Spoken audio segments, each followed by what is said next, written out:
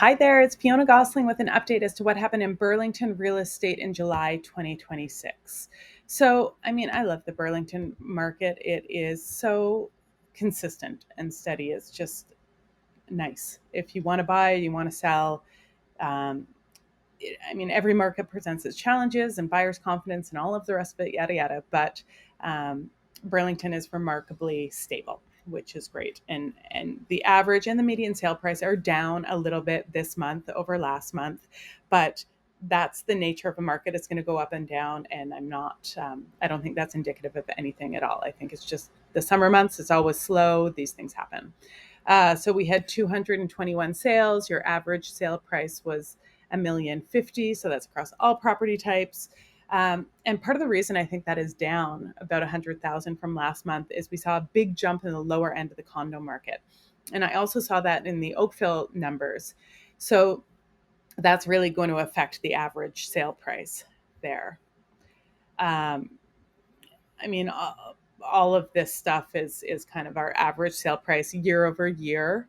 If you're comparing July to July, appears to be down about 5.46%, but overall, I think your market is still doing very well. And next month is a whole new uh, month. Well, August is typically slow as well, and then September, October, we tend to see some more activity pick up.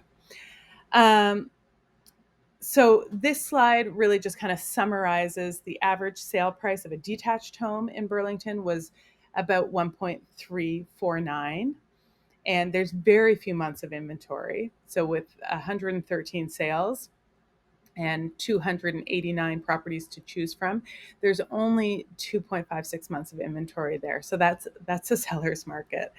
Townhouses creeping into a buyer's market there. Average sale price is holding very strong at 838,000. And this is the interesting part: is the average sale price of a condo. This month we had 47 sales, which is terrific.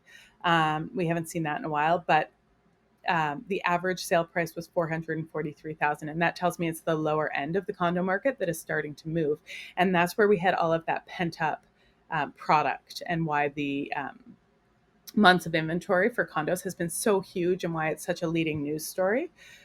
Um, so I'll come back to that on the condo slide page. But you can see here the average sale price of a detached home, pretty even Steven there.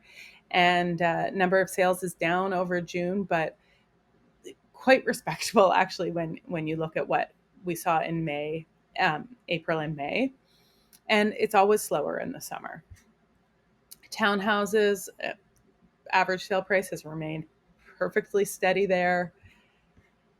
And here is the real news story. With this average sale price, in June, obviously that's showing some higher end condo sales.